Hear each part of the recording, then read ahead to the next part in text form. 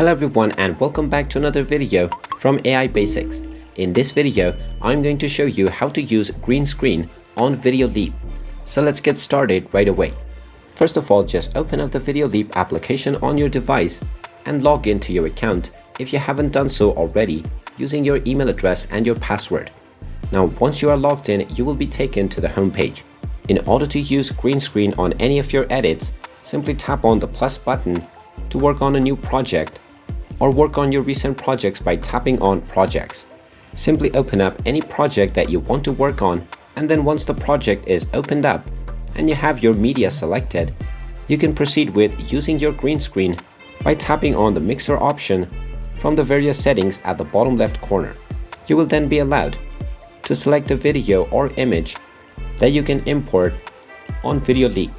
Now just import the green screen footage that you want to use, and this will import the footage within VideoLeap. You can simply drag it around or resize using your fingers to pinch in or out.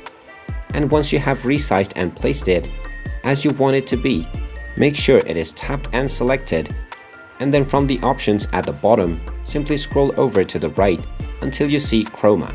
Go ahead and tap on it and then move the chroma over to the green area and it will automatically disappear. Now if you play the footage, you will see that the chroma green screen has disappeared and everything beside it only remains. And there you have it. That is how easy it is to use green screen on VideoLeap. Once you're done, you can tap on the export button at the top right corner, select your export settings including the resolution and the frames per second or frame rate, and then tap on the save video button to save your video to your galleries.